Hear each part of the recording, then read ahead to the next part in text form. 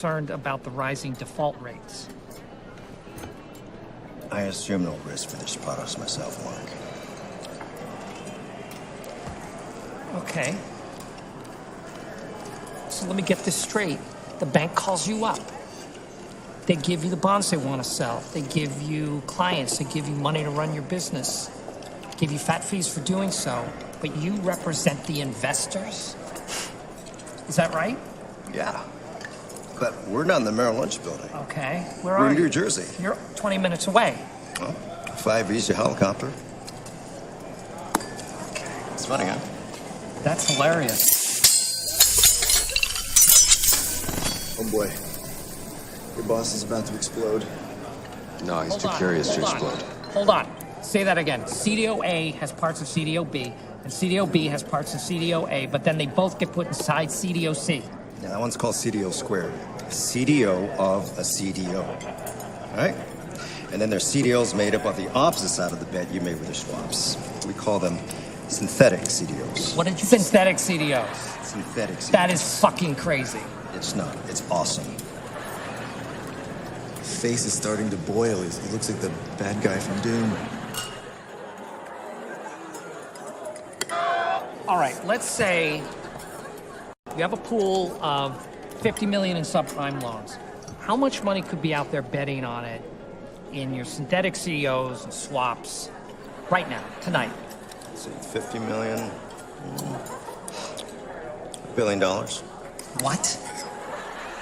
If the mortgage bonds that Michael Burry discovered were the match, How much bigger is the market for insuring mortgage bonds than actual mortgages?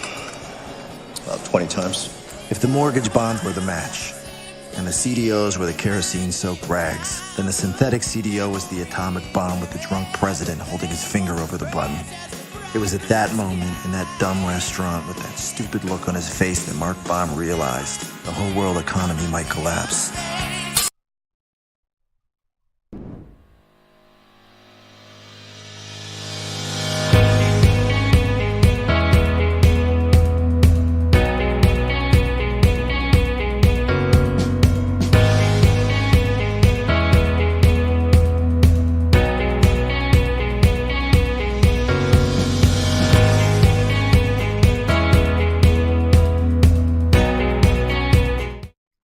Alright guys, welcome back to Mastermind Group and WolfPackCryptos. These videos will overlap for some time.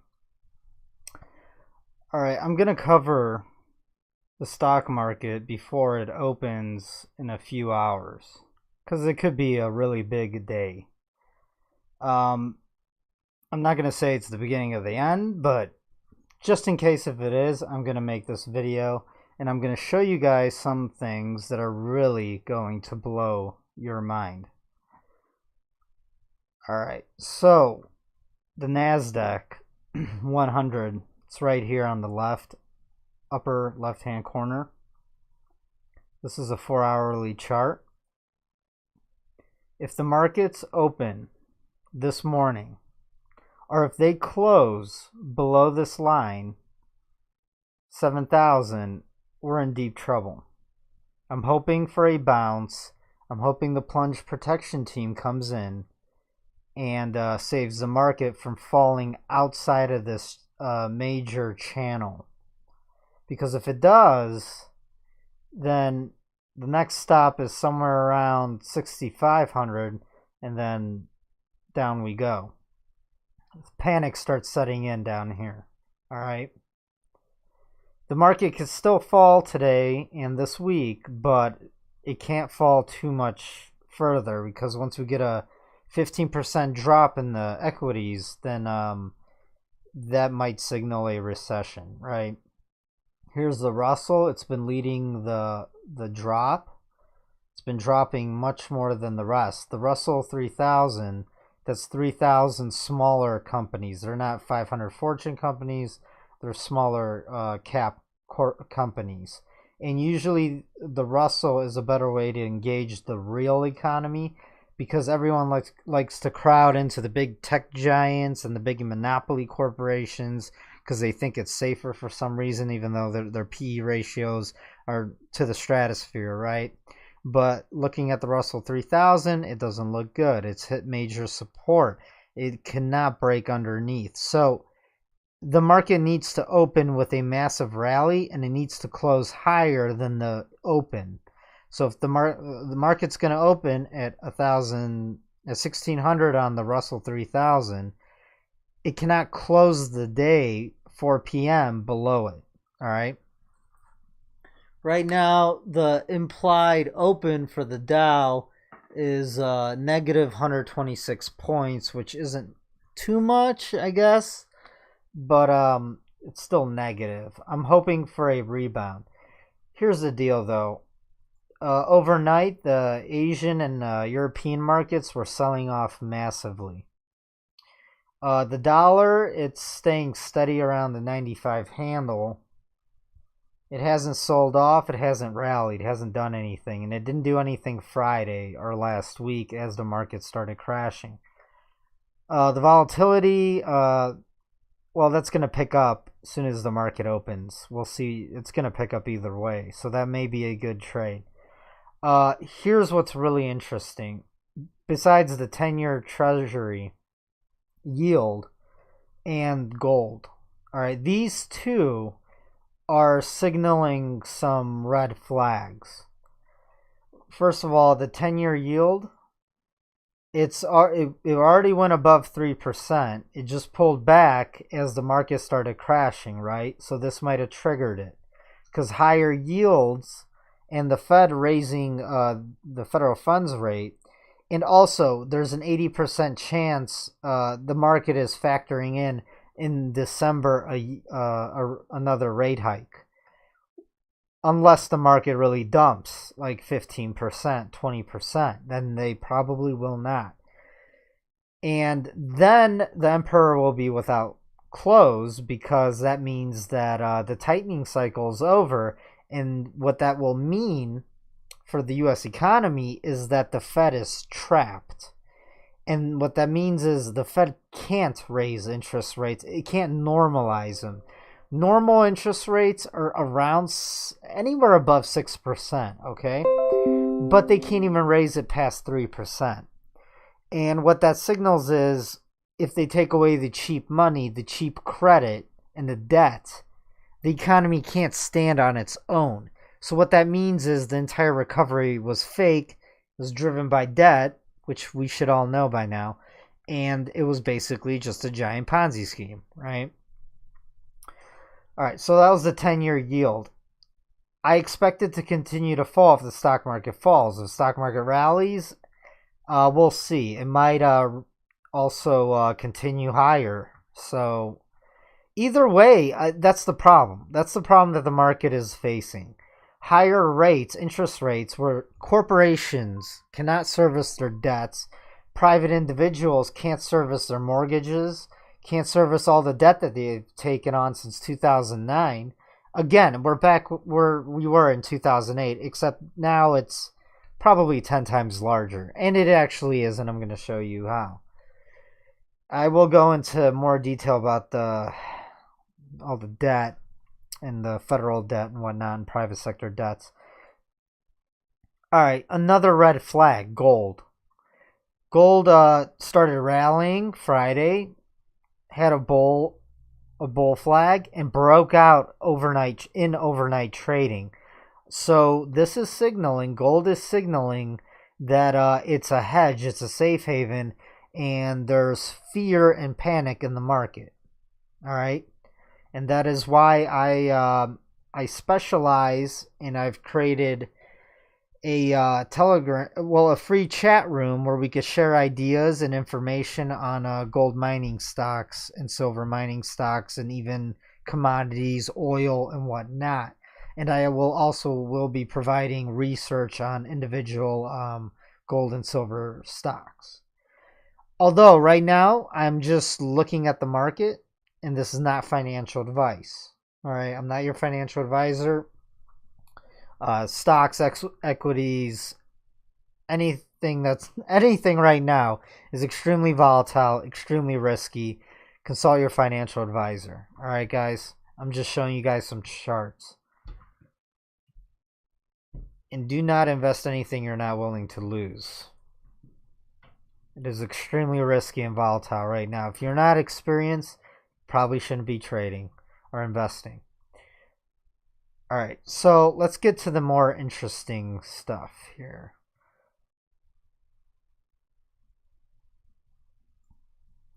Here's the S&P. Here's my blue equilibrium line.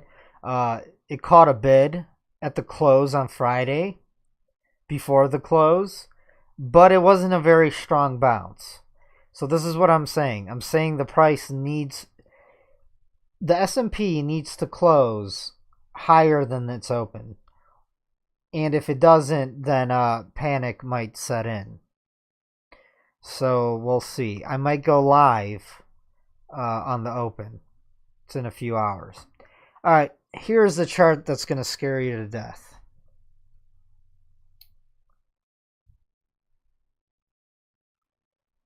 All right, the blue line, well, no, the green line, that's the GDP, gross domestic product.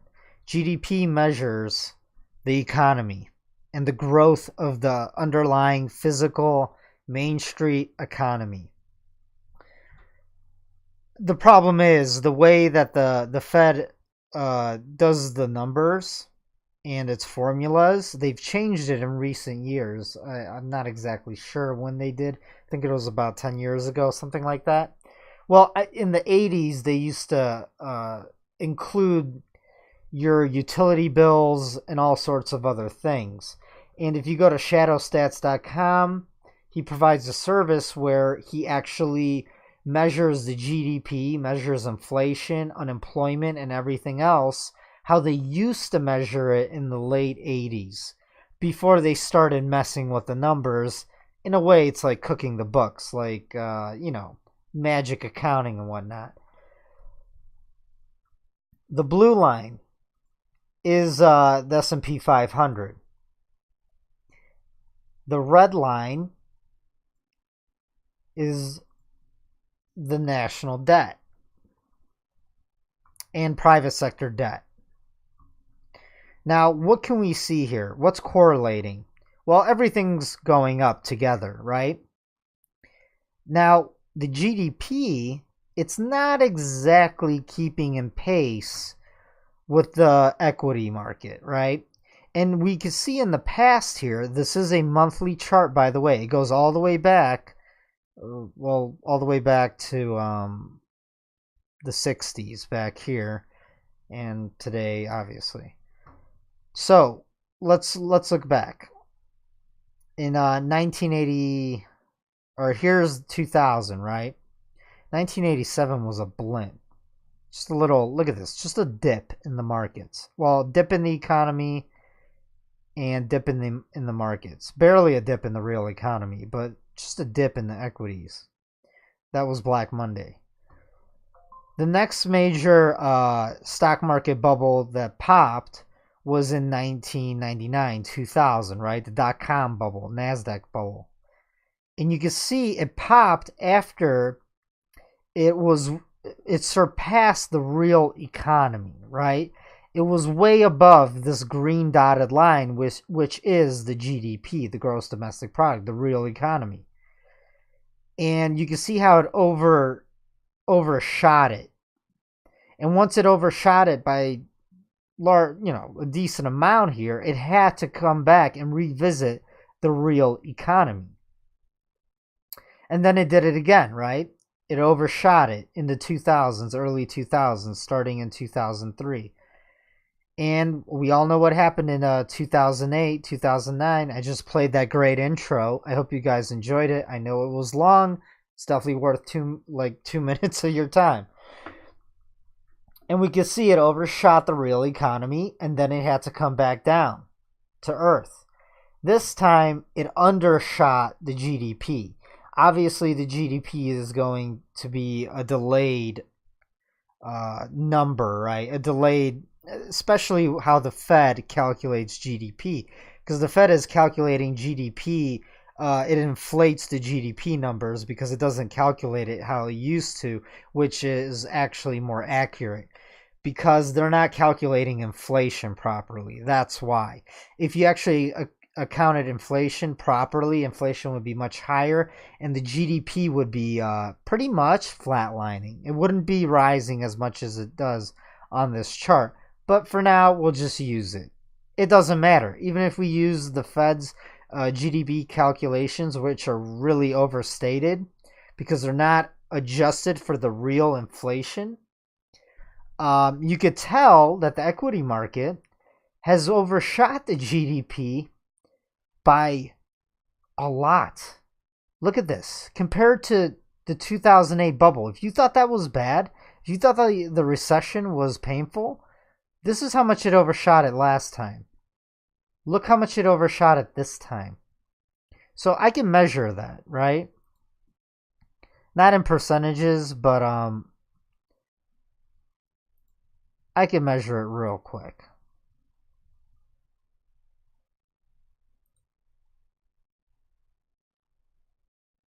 I use a price range.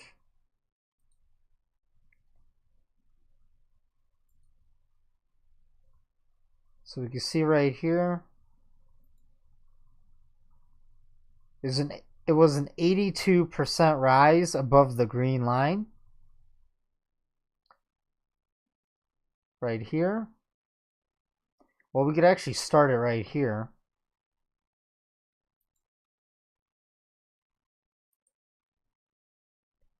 This time around, we are above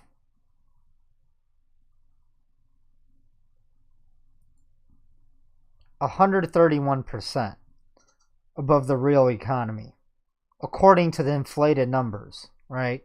So the real economy is probably really down here.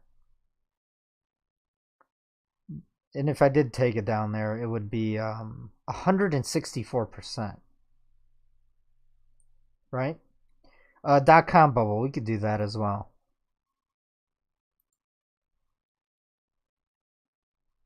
.com bubble in the 90s. That was above the GDP line, the growth of GDP. It was above it at 123%. And then the 2008 mortgage-backed security crisis, which was way more painful than the dot-com bubble, because the dot-com bubble, only Wall Street really felt that, right? But the economy did slow a little bit in the real economy on Main Street for your average day person. You could tell that the roaring 90s, that big boom, which seemed like everyone was just getting raises, everyone had jobs, like the U.S. was unstoppable. Well, it sort of slowed down after 2000 and 2001, and you know why. But and then we had wars and whatnot. But this time around, it's going to be way more painful than 2008. And we don't know where the bottom is, because the economy, the equity markets and the economy was in a bubble then. And if the market can fall below it, and it really should, to be to equalize, especially with the bond market. You guys have to understand, the bond market's been in a 3-decade bull market. And when the value of bonds, which is U.S. debt, and that's national debt, the bond market starts falling, and it will, because no one's going to buy the U.S. debt after this recession, believe you me. And I'm going to show you why. That could lead decades of recession. Like, it could bring pain for a very, very long time. All right? It'll kind of be like the Dark Ages once this bull market's over and done and it crashes. And you have to remember, bull markets take stairs all the way up, and they take a long time to peak out. And this is taking stairs, slowly going higher and higher and higher. Well, guess how it comes back down to earth? On an elevator. And it could be with the cords cut or broke, and it's going to fall straight down. We don't know. It'll kind of be like the 1930s depression, right? Except worse with inflation this time around. So, the red line, right? Look at the red line. That's debt. That's total debt. You can see the red line never it went above equities and the real economy of back in the 90s a little bit, and then it pulled back. But it never overshot it by a lot, right? It's still hugging the real economy, the GDP, the total services and products and everything swirling around the real economy. But check this out. In 2008, it shot to the moon. It's never done that before in the history of the United States. In the history of the United States, the debt has never just disconnected from the real economy and overshot it by this much. And it's literally, the stock market has met it. Look at this. The stock market has met the debt. That's insane. Now, what does all this debt mean? Well, what happens when you have debt that you can't pay off ever? Then there's no way. And by the way, you know what they say on mainstream media? The real economy is going to grow and catch up with the debt. And then the real economy will pay it off with all the taxes they're going to collect. No way in hell. First of all, this is an inflated GDP. It's probably down here. It's never going to catch up to that. What's going to happen is equities and the debt is going to catch up with the real GDP. So let me just draw you a little chart. Or not chart, arrow. These two lines are going to meet with the real economy. And believe me, the GDP is going to fall when these start crashing. And it's probably going to be down here for some time. And what is going to happen when all that debt gets wiped out? Because someone's debt is someone else's liability. You have to understand that. Someone else is holding your debt. And if you can't pay them, then they go in bankruptcy, right? And then it has a domino effect. That's what they call a Ponzi scheme. It's a very sophisticated Ponzi scheme. And yeah, that's what's going to happen, guys. Equities could have a 50% drop within a week. And you know what the debt's going to actually do before the debt comes back down? It's actually going to shoot higher. That's what's really going to happen. So the debt is going to go into the stratosphere just like that. You see that? The economy and equities are just going to disappear and the debt's just going to fly up. And that's when you're going to have hyperinflation, like Venezuela style. All right. So, if I haven't scared you to death just yet, let me show you something else. Some of you have seen this. And this isn't exactly accurate, but it doesn't have to be. I mean, you could have a 5% leeway up, positive or negative. It doesn't matter. That's how big the numbers are. So we've surpassed that 20 trillion, and that's just the federal debt, right? That's 65 per person, per U.S. citizen debt that the government has racked up in your name. Because you have a social security number and a passport and a citizenship. That's the branding on your rear end and the tag in your ear.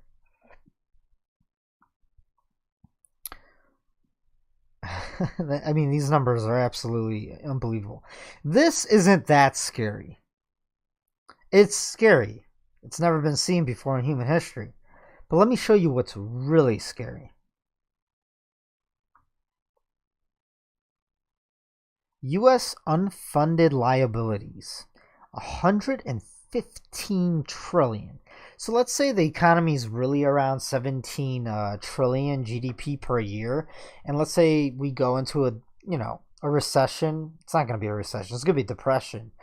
This unfunded liabilities is going to double quickly. And what are unfunded liabilities? Well, those are your pensions, Social Security, Medicare, Medicaid. Government promises they can't empty promises they made. Politicians, so politicians could stay in power, right? They don't get So they get reelected, they promise the sheep, the people, free shit. Unfortunately, society's so dumbed down, they think free things are free. Or, you could argue that the baby boomers do know that it's not free, and they sold their kids and their grandkids and their great-grandkids' futures away so they could live large. And so they have money retirement. And they probably think that they're not going to live through it. The universe, God, what have you, works in mysterious ways, or they're not gonna have retirement now. The baby boomers, they're probably, their 401k, Roth IRAs, pensions, all that. It's not gonna be there, and their millennial kids are not gonna be able to take care of them more than likely. So it's scary. It's really scary what's coming. This is scary. So all the federal employees, police, soldiers, firefighters, you name it, right? They're not gonna get the retirement. Not just that. I mean, they're probably gonna get pay cuts. So I just wanted to show you that. Credit card debt, 1 trillion. Student loan debt, 1.5 trillion. That ain't ever gonna get paid off. Credit cards aren't gonna get paid off either. Mortgage debt, Jesus, 15 trillion. Total personal debt, 19, almost 20 trillion. So private sector debt, every U.S. citizen's debt put together is about 20 trillion. Per citizen is $58,000. So you could put the government debt. It's above. Yeah, it comes to a total of 177,000 per human being in the United States. Let me throw out another statistic and fact. It's something like 40% of the population in the U.S. doesn't work. They do not contribute at all. Their kids, elderly, or unemployed. And once you've stopped looking for a job for a year, they don't even put you in the statistics. That's why Trump could go around trumpeting that the, unemployment, it's at its lowest ever. But really, it's not.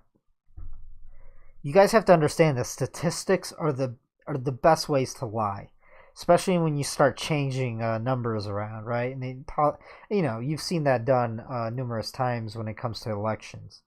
Pollings always are off. And they do that on purpose, so it's like psychological warfare. They say this person has a 80% chance of winning.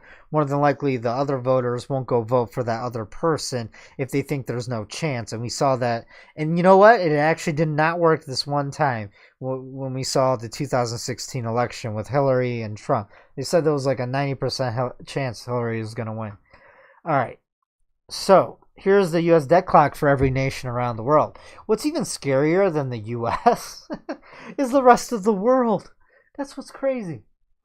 So, public debt for the U.S. is 70%. For China, it's 21%. External debt's 14%. U.S. is 96%. It's crazy. So, I mean, these are unbelievable. China's national debt's only 2.3 trillion, but their GDP is 11 trillion. It's half of the United States is already, but look at their debt. It's so much smaller. And you guys could check these websites out. And let me tell you, the world right now, Europe and the emerging markets and China, they're hurting. They're really hurting because of the U.S. raising their interest rates. And that's because all these countries borrowed money in U.S. dollars and they can't pay the interest rate off on them. And their banks and economies are really suffering right now. So the best thing for the world is the U.S. collapsing, not the world first. Either way, the whole world's going to go together because it's intertwined with international corporations and banks and all the debt they've been lending to each other. Also, central banks for China, Japan, Germany, the rest of the world, they've had negative interest rates, and they have been printing money like crazy since 2008 as well. And another known fact, all their central banks have been buying up gold secretly.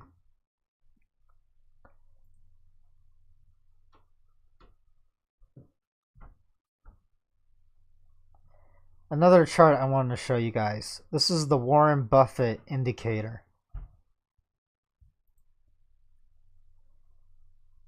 And Warren Buffett, when he says that it's above 80%, that means that stocks are overvalued, this chart. So it's corporate equities liability from the Federal Reserve's quarterly balance sheet. Denominator is nominal quarterly GDP. So this is quarterly. All right.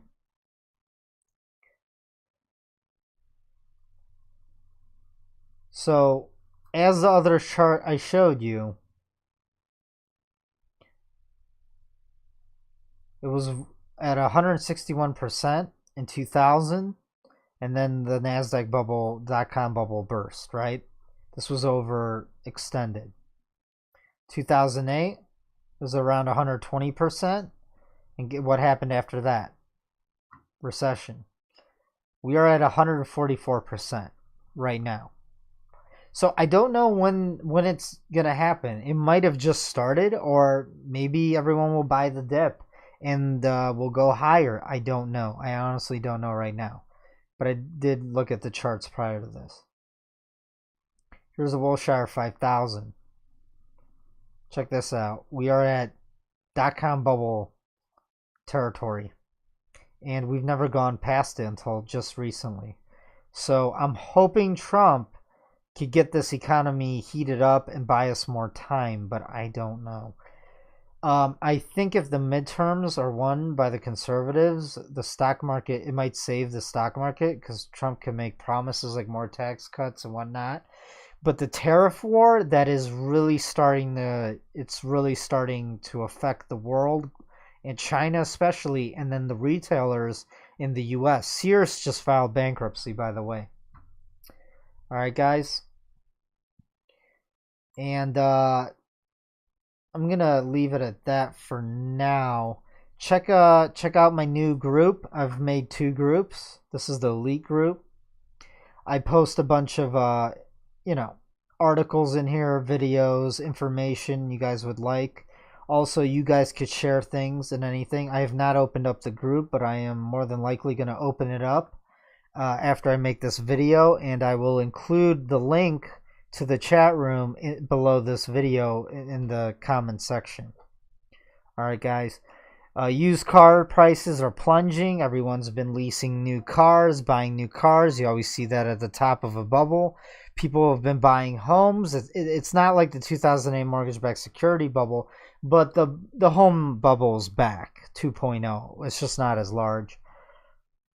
And not just that, the housing market, it's really starting to pop. It's just popped in Canada, it popped in Australia. That was from capital flight coming out of China into those countries. And in the US, it's about to pop because, well, interest rates for people's mortgages are going up. They can't refi anymore. Refis are going down, and banks aren't willing to refi people, where people could refinance their homes and pull equity out of their homes so they have extra cash to spend. So people can't do that anymore. So and their credit cards are maxed out again, just like in 2008. That's what happens when you have artificially low interest rates. It forces people to take on more debt, and the economy doesn't really grow. And what happens is people just take on more debt, and then they can't pay it off, and then everything goes together. And it also creates false optimism. That's the problem. That's the real problem. People think things are going to get better and better now, but they don't realize that the Federal Reserve creates a market cycle, and the market cycle is a completely unsustainable thing. They've gotten away with it for for many decades now, but every market cycle is a bigger boom and bigger bust. And that's what the Fed does with their money printing. They think they could control the market like it's a car with a gas and a brake, right? Economies don't work like that. Economies are organic in nature. They must be free free from centralization. What is centralization? It's essentially socialism and communism. We shouldn't have a central bank controlling the interest rates. Interest rates should be set by the market, which is, it's never irrational. It becomes irrational at times, but you know what? Never this irrational. And the Fed has created the ultimate bubble of irrationality the world has ever seen. And every central bank has done it all around the world. That's why I'm saying gold, silver, and cryptos. We've got violence breaking out in China. They're giant, they're enormous ghost cities. Their commercial real estate bubble. You guys have to look at these ghost cities on YouTube. It's amazing. They built a New York, a France, like 1/3 the size of the real thing. Nobody lives in them, and they're just falling apart now. It's insane. Some see parallels with 1930s, of course. Malden Economics, he's written some great books, and he's saying the tariffs are starting to really hurt the economy. I also posted a bunch of books that I've read in the past. Audible books, guys. Really worth it. $15 a month, and you could buy like a $40-$50 book off of Audible. It's your knowledge is an investment in yourself that will never leave you. All right? There's a saying, every 10% of your paycheck that you spend on educating yourself will in a couple of years double your income. So every 10% you spend will double your income every couple of years. And I'm sharing a bunch of books in here that I listen to while I drive my car or I work out. So yeah, guys, if you guys found this informative, give me a thumbs up. I'll create more videos. You could let me know what you guys think in the comments section. I know the intro was long, but I love that clip of that movie. It's the best part, in my opinion. And check us out. The links will be below this video for the free chat room where we could have a mastermind group, right? We put our brains and minds together and we lift each other up as a whole so we could survive and thrive through whatever may come, right? All right, guys, until next time.